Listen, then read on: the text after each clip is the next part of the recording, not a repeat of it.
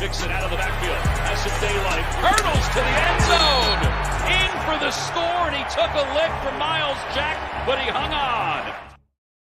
Welcome to New Stripe City, a YouTube channel for diehard Bengals fans. I'm your host, Ace Boogie, and if you're new here, please subscribe to the channel. We offer a lot of interviews, insight, everything Bengals related we do. We also offer film reviews and analysis, and even if you're here just for your fantasy team, for videos like this, that is what we provide. So please be sure to hit that subscribe button. Returning subscribers, thank you for coming back. For the diehards, appreciate you guys. This is what we do here. This is New Stripe City, a YouTube channel for diehard Bengals fans. But we're here today to talk about Joe Mixon, right? So there's been a lot of Joe Mixon news lately that we have seen, a lot of injury updates, a lot of people wondering, is Joe Mixon going to play? And he hasn't played in a while. We last saw him in that Indianapolis Colts game, and he hasn't returned. And there were a lot of people wondering what's going on. A lot of people thought that he was going to rest during the bye week, which he did, but never returned, essentially. A lot of people thought that he would be back after the bye. He still wasn't practicing.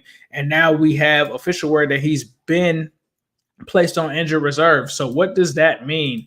I think if you're here for fantasy purposes, if you picked up Giovanni Bernard, that's probably someone that you need to look to. You also need to pick up some IJP Ryan. He's a guy that had somewhat success, although it was in garbage time. But this also opens the door, I believe, for Trevion Williams. We got to see Trevion Williams a little bit in the last game towards the end. He had a long run there. This is going to have to be, I think, a situation where you attack this by committee. And I think that that's a committee of Giovanni Bernard.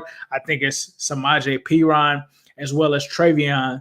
It's a big loss. Joe Mixon is, if not the best offensive weapon for the Bengals in terms of talent. Now, that may be debatable because obviously we have T. Higgins and guys like Tyler Boyd and stuff like that. But it really starts with him. He's that engine. He's the guy that makes this Bengals team dynamic. We're able to run the ball with him. We're able to pass. All of that. We would have liked to have seen what he had building up continue to run over into the second half of the season.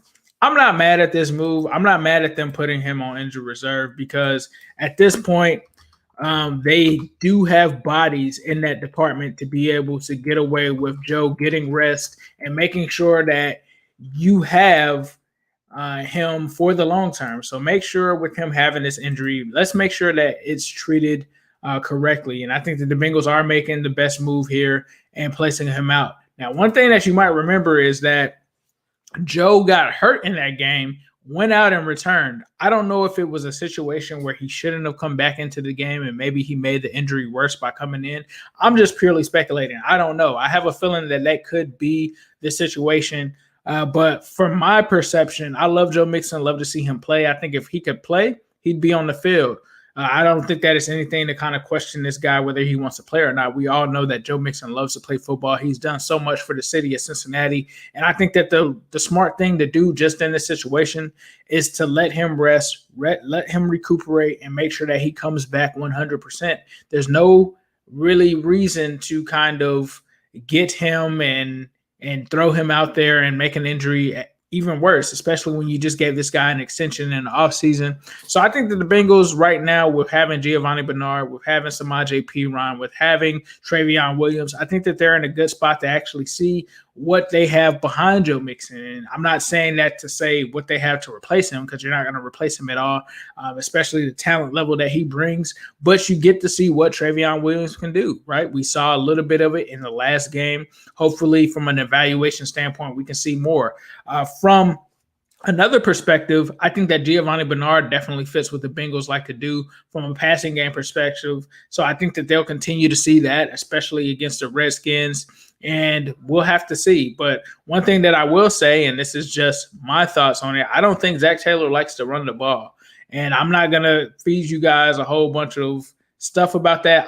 It's just things that I've picked up. I don't think that he's a guy that likes to run the ball anyway. From my perception, I think that there was something that was kind of weird. Was we saw the Mixon situation kind of play out, right? And I wanted Joe Mixon to get extended here. I've never been in the camp that didn't want to keep Joe Mixon at all. But I'm not so sure that it mixed with what Zach Taylor's coaching staff wants to do, right? They always have these things where they have certain schemes that they kind of try to push off on their players. And one of them, I think, is them not really wanting to run the ball. I think that that's been demonstrated from Zach Taylor is he doesn't really like to run the ball. And some people are going to say, hey, Ace, what are you talking about? We just looked at the game last week and we ran for so many yards, but you have to really pay attention because those yards came in garbage time, and you're also talking about a lot of those came on a fake punt. He has not really shown that he really wants to run the ball like that, and I think that goes against Joe Mixon, right? So to me, it just seemed like it was kind of the front office wants to keep Joe Mixon. I'm not sure, and I'm not going to say that Zach didn't have Mixon in the plans, but when you just look at it on the surface, it just doesn't seem that kind of lined up with what Zach wants to do versus what the front office wanted to do in terms of a gameplay perspective. So that was interesting, and I wonder where this is going to go. But I think that you have to keep Joe Mixon because he's one of the cornerstones of this franchise. Now, the Bengals have shown that they have let guys go, and I'm by no means am I making this a trade. Joe Mixon, that's not what I'm trying to say here. But I think that Joe Mixon definitely has to be in the long-term plans for the Bengals, and that this offense has to revolve around him. I don't know if this staff believes in that, but I think that they need to get on board with establishing this run. And so in this Washington game, I think Giovanni Bernard is more than capable, as we have seen him in the past couple of games without Mixon, that he can step in. But I think that we need to see more Samaje Perine. He did some things in that last game. We need to see more commitment to the run game, especially against a Washington football team that is not good against the run. So we'll have to see what they do here. This will let you know for sure if they are committed to running the ball or not, will be this game. Outside of that, I think Travion, this is the Travion game. I've had a lot of people in my comments asking, Ace, when is Travion going to get in? This has to be the time that we get to see Travion Williams. I think you have to throw him in there. And shout out to some people that are in the chat right now. F13X Jordan, he came here from North Cam. Appreciate that. We got some people in here. We appreciate all of that. But, I think that you have to weather this storm. It just is what it is right now. I don't think that you should say – I understand some people are saying you shouldn't pay running backs and this and that. I think you still got to pay running backs, in my opinion, because they all can do different things. It just depends on how you use them, right? And I don't think that this staff really has utilized Mixon's skills to their potential. I think they started to. I think they were getting there when they started throwing the ball to him out of the field. I think we needed to see more of that. But we'll have to see. We'll have to see. But as of now, Joe Mixon goes on IR. I think there is a chance that he could come back. This is a guy that loves football, right? So if he can come back, I think he will. So we'll see.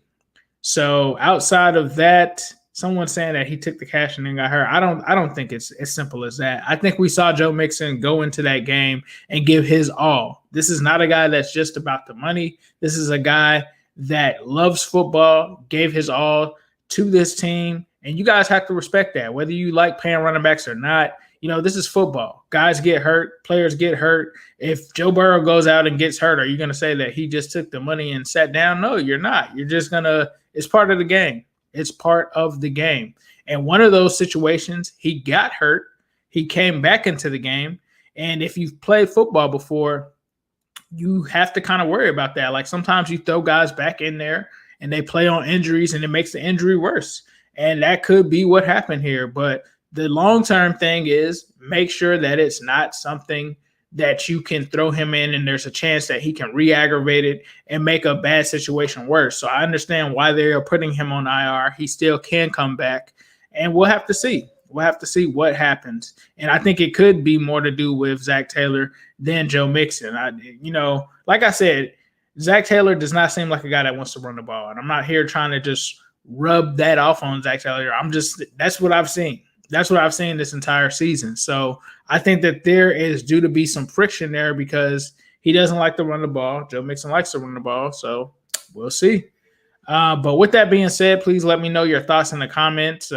Obviously, this is a huge loss for the Bengals. Joe Mixon is one of the best players on the team, but the Bengals can still get by with them. They can still win without him, and that's not to minimize Joe Mixon's contributions But at this point in the season, the Bengals aren't going to have any excuses. They're going to have to put the pedal to the metal, do what they can.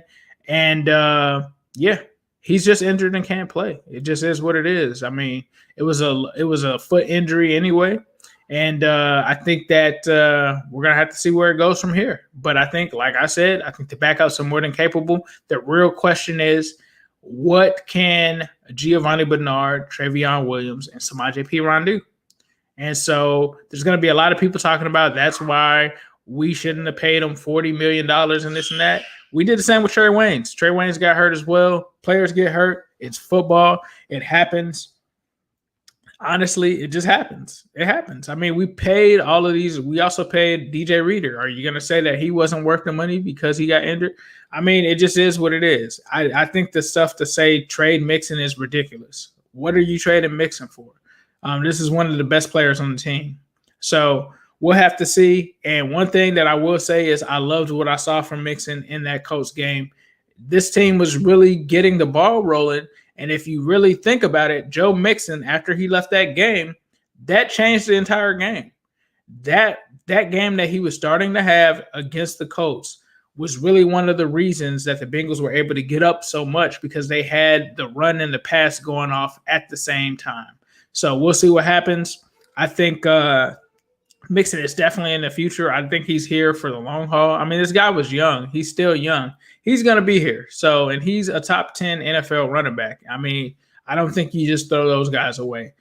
So let me know what you guys think in the comments. And as usual, I believe you guys with a who day, all day, every day, and especially on Sunday. He gave his rookie-laden Bengals a high mark as they passed from the kindergarten of preseason to the first grade of regular league play. Cincinnati's best came in the first quarter, the first time they had the ball.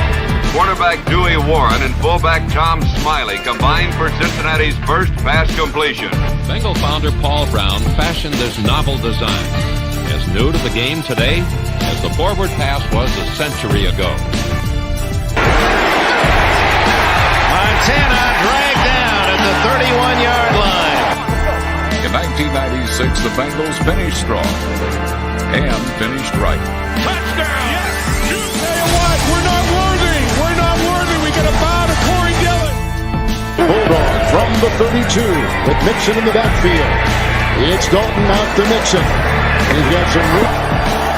It's Mixon diving up and over. We're gonna hammer home competition, preparation, and diligence in everything we do. It's a new year, same old question. How do you stop 85? They're looking down the field for the home run ball. It's full.